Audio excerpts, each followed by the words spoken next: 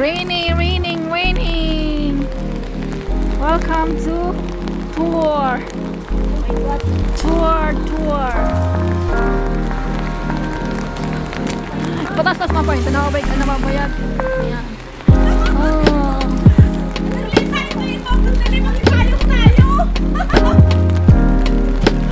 Oh my God! Sobrang nakukupi ang ano. Sana nagdala ako ng payong. Oh my God. Ang dami-dami payong kaya sa bahay. Yay! Summer! Dali naman.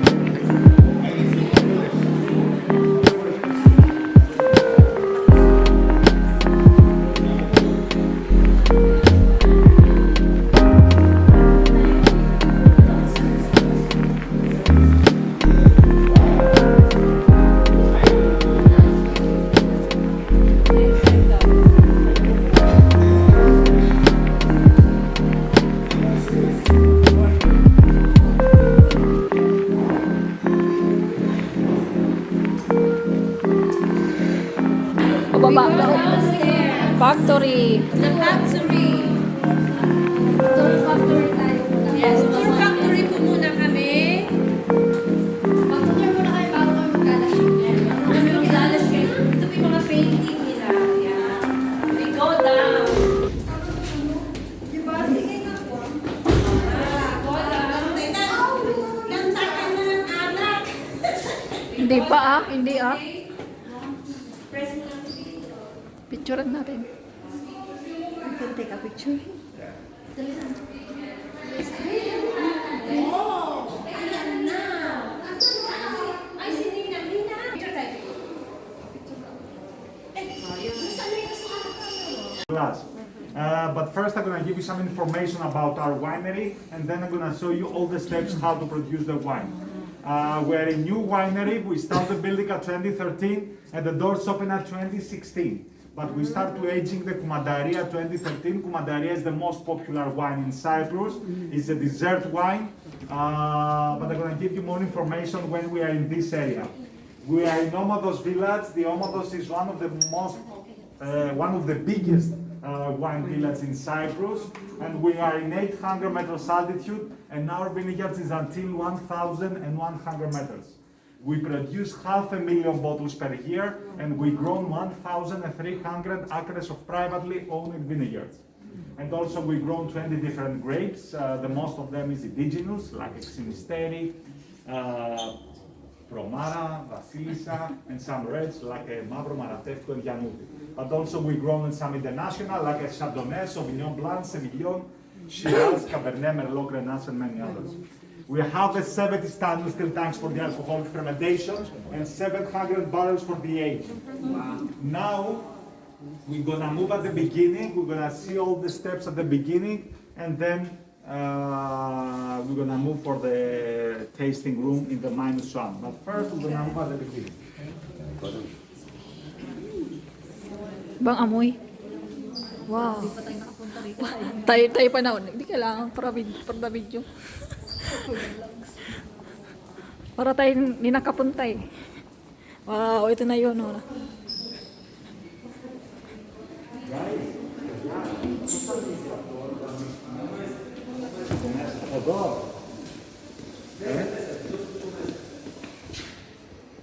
Give me a few minutes to open the door.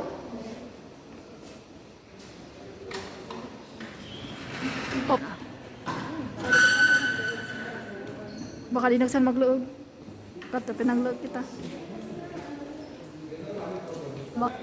Ah.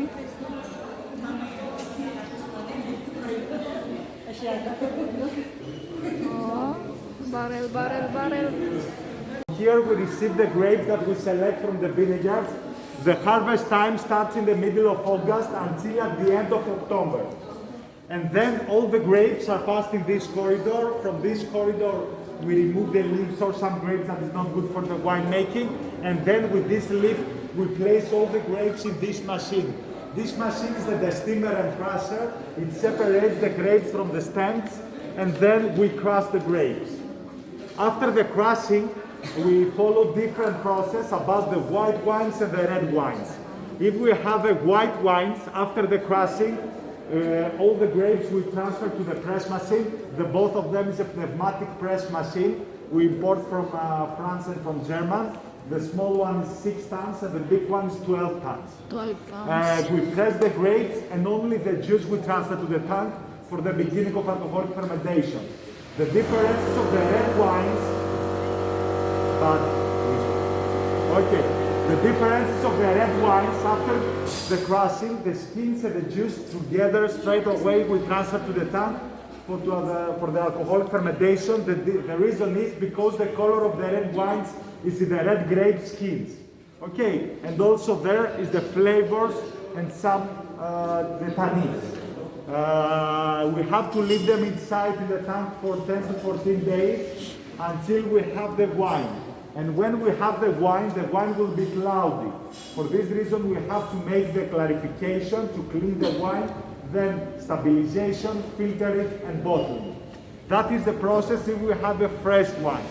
If we have an aged wine, after the clarification, we're going to transfer to the barrel for the aging. The time it depends with the label, and then we have the stabilization, filter it, and bottling. Now I'm going to show you the cellar, the cava, the area that we have the barrels. Okay, from this way. But because we are a lot, we're going to split it. Some of them you can see the area because now is the time is very busy period. Okay, and everything is cool.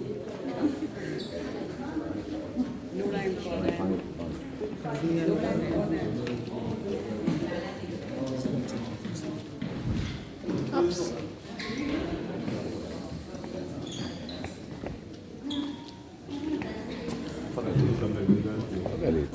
Wine, wine.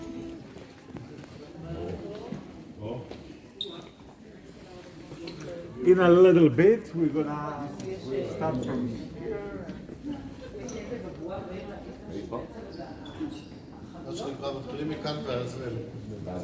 Wow. Punong-puno. Ang dami siya ro. Dili ka ka-stock. Punong-puno siya. Punong stock. Sato tapos ro. Tinigda na. Puno na yun. Puno iya na niya kadakil lo. Da space.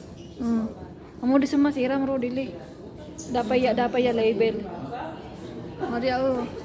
Puno niya. Super. Di hintayin ko sa explanation mo. Ano ko? Sa labas nag-explain. Hindi tayo kasi dito. Hindi ba? Sabi niya papasok mo, tapos tayo labas.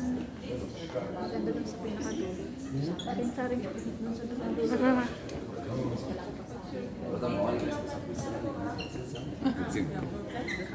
זהו, מגונות.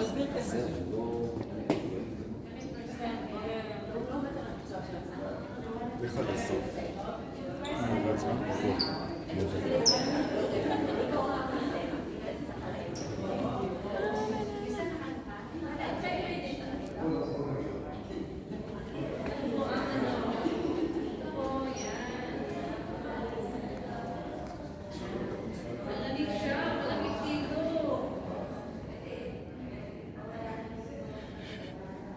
Ano tawag din eh, Flor? Cellar. This is the cellar. Ito na yung stockan, imbakan ng mga temperature we have here and 70% of humidity. And there inside is the area that we aging the Kumandaria. There we have 400 barrels and each barrel is 225 liters and all of them is oak. Some of them we import from France, from Austria, from Hungary and from US. And there we aging the Kumandaria at 5 years. Kumandaria is the most popular wine in Cyprus. is a dessert wine that makes with the sun-dried grapes. When we cut the grapes, we place them to the sun for 10 days until they lose the juice and the sugar is compact. It's like between raisins and grapes. For this reason, it's a very sweet wine. You're gonna try in the tasting room. It's a very sweet wine. The sweetness comes natural from this process. Because if you press the raisin and if you press the grape, you see that the raisin juice is more sweet. And after the alcoholic fermentation, we're gonna have very less of sugar. For this reason, it's a very sweet wine. And then we're gonna aging for 5 years in oak barrels. The Kumandaria have a very big story about the Crusaders, the Knights. Okay, because the name of Kumandaria given the 12th century when the Crusaders, the Knights conquered the Cyprus. They split the island in many different ministry of administration.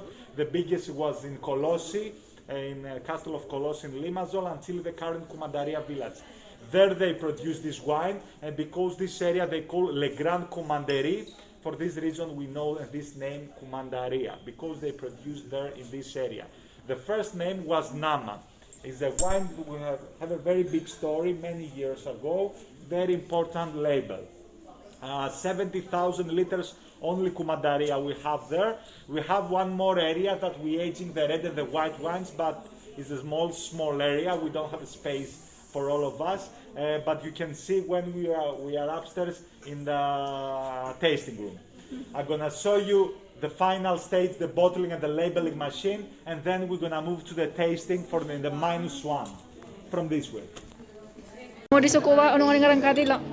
Uzo. Ay, ilibot ko muna sada. Ito yung machine. Ako na yung magtutur. Papasok dito. Mali. Dito ka muna. Ito ba yun? Ito daw muna. Start. Tapos iikot. Cleaning. Cleaning. Tapos dito, packing. Lagayan ng wine. Ito na lalabas na. O, ganito na siya. Wala, bago. Ito nga ni 2019. Parang bago, di.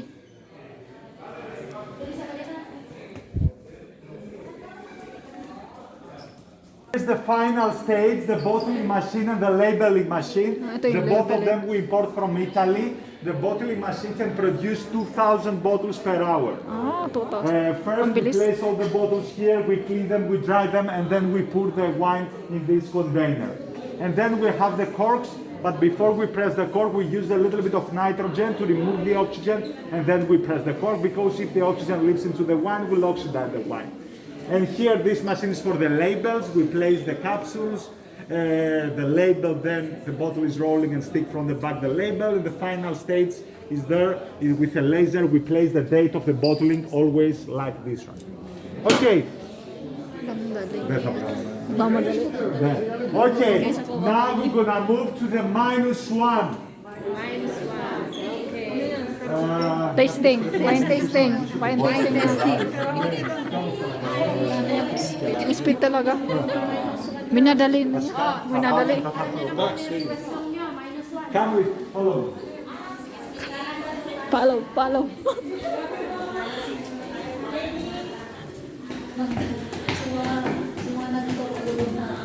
Dili na naintindihan.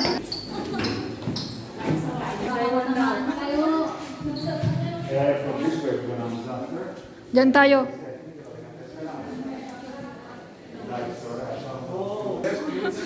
Naging tendera. Doon tayo. Dali. Dali.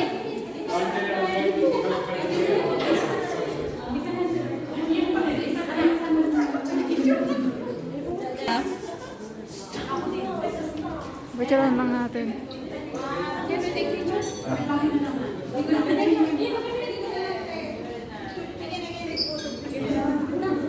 Talagang puro picture.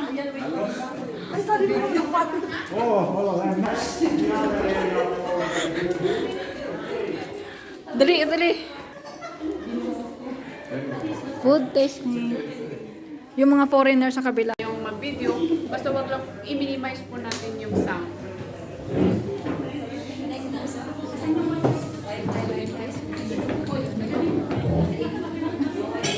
Yes. Okay. You're gonna try 4 different wines. One white wine, one rosé, one Apat red, lang? and the Apat Kumadaria, lang the din dessert pala. one. Here you have a 3 different glasses. The big glasses for the red wine, the medium sizes for the white and rosé, and the smallest for Kumadaria. Okay, if you don't want to drink all the wine, you can throw to the spit bucket, this inox box. Okay, the first label is the Pende Litharia. Pende Litharia is the name of the region in the top of Laona, and here we have 100% of the indigenous grape Xynisteri. Xynisteri is the most popular white grape in Cyprus, and 20% of the Cypriot vineyards is Xynisteri. And here we have a wine fresh, only from the time we did an aging in the barrels. Okay, in the aromas here you can find some citrus aromas like a lemons, grapefruit with some flower notes. Very easy to drink, medium plus acidity. For this reason we have this fresh character. The alcohol is 13%. The 13% is a little bit high for white wines, but thinking that we are in a warm country, the sun produces the sugar in the grapes, the sugar turns to alcohol, this is alcohol fermentation. For this reason, usually the warmer countries, they produce higher alcoholic wines. But this one is something that it depends because you It's have finished on you. the knowledge. We're gonna have a good marriage. Forever and ever. 2021. Sana. Okay, it's the fresh wine. One here. Very fresh and very young. This grape is very important indigenous grape and very ancient grape. You can shrill it, you can try to smell it, to enjoy. It's compared very well with the seafood because the seafoods have the salt. And when we eat something salty, we need something to refreshing the palate. And this type of a wine is compared very well with this type of food. Pwede niyo pong siramahan. Rodele. Ang dami naman. Picture ba na picture? We're gonna serve you the same glass with a white. If you want, you can drink it all, or if you don't want, you can throw to the spit bucket. The next label is the Rodambelo. Rodambelo in Greek means rose vine, and here we have a blend of Shiraz, Maratheftico, and Lefkada. The Shiraz is the national French grape, Maratheftico is indigenous grape, and Lefkada is the local. Comes from Lefkada. Lefkada is an island in Greece.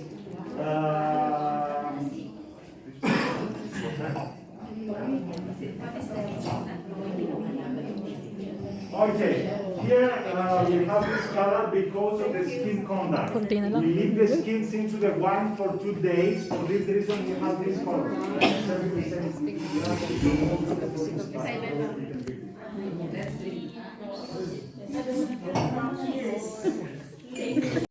And here we have a blend of Shiraz, Cabernet Sauvignon, and Mavro. Mavro is indigenous grape. But this wine we aging in the barrels for 22 months, almost 2 years, and 1.5 years in the bottle. For this reason, we have a wine very rich. This smells like the oak, the tobacco, the spices, some black fruits in the taste. Very rich wine with a long aftertaste. It's a wine that we need to compare with some rich foods, with steaks, red meats in general. It's a very, the tannin is very smooth, the acidity is a medium. Very good wine for red meats, eggs, or pasta with a red rich sauce. Sa iba na lang yung boat eh. Yeah, come on, like this. Another one. Ginagamit to ganito yan pag ano. Oh. Di man in-experience ko perang alcohol. Merry Christmas. Okay, and now we're gonna move for the next level. The name is Falero, And here we have a medium sweet white wine with Sinisteri and Malaga. Malaga is the Muscat. No, it's a different word. Okay. Malaga is a region in Spain because they got this grape from there, from the region that we call Malaga. But it's a type of Muscat, it's the Muscat of Alexandria. Okay, here we have a very easy wine that you can drink very easy on its own, it's a medium sweet. Oh, nalalasing nata ako. Ano? Itong kaya nga eh. Okay, 12.5 the alcohol, it's easy to drink. Ang dami. Nilalasing ako ni Kuya.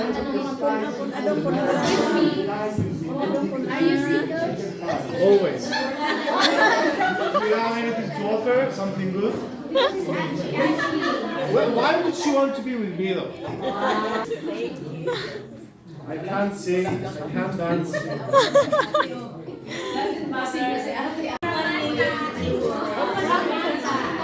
Hindi ko na-record, di na-pindot. Hindi ko na-record, hindi ko na-pindot.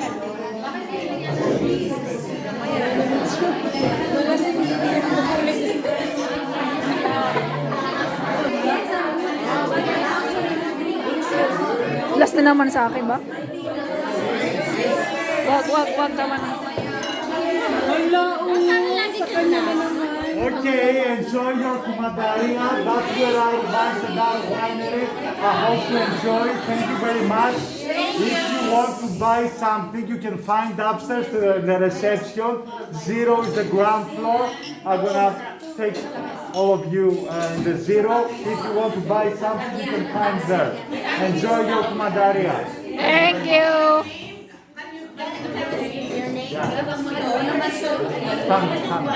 Fun. Like a marble movie. Hippocrates. Carlos Romano. Okay. We cannot say thank you to Panos and Hippocrates guys. Say thank you to them. Thank you. Happy birthday to Overfed. Thank you, Panos. Last.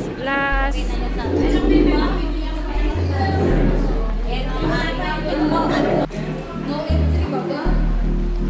Please do not enter.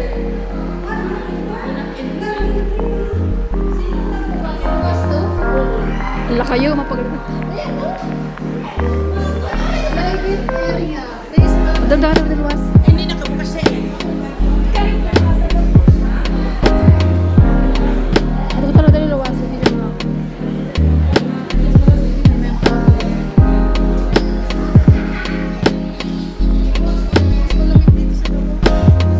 Winter na, winter. Ito po siya. Ito po ang labas ng Basil. Anong pangalan nito? Basiliades.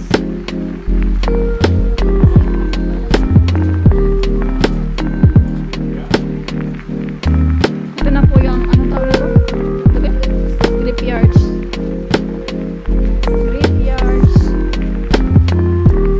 Anong village kaya yun? Unos pa rin yan. Omodos na rin. Lahat na nakikita yung grapes. Natanggal Pero hindi yan namin buhay. lahat niya nakikita nyo, hindi amin yan. Mag-picture kita. Hindi, mas maganda kung maaraw. Nung last year napunta namin, maaraw eh.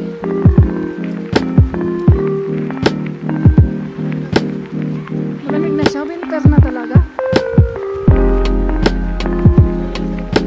Muna.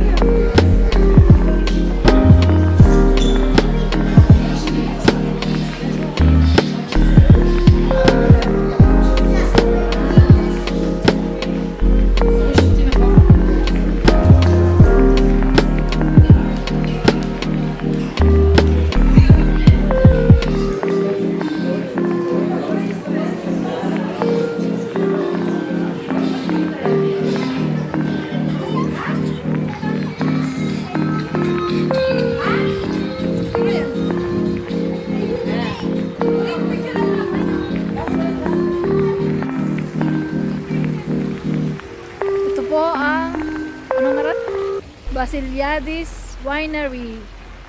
Basiliadis Winery. Ito yung mga grapes, ano? Grapes. Hindi ko rin nabigyan sa bawal ng uran eh. Maulan ang panahon. Tag-ulan na. It means winter is coming. Ano, time check. Anong oras kita natapos? Wala man nga yung isang oras eh.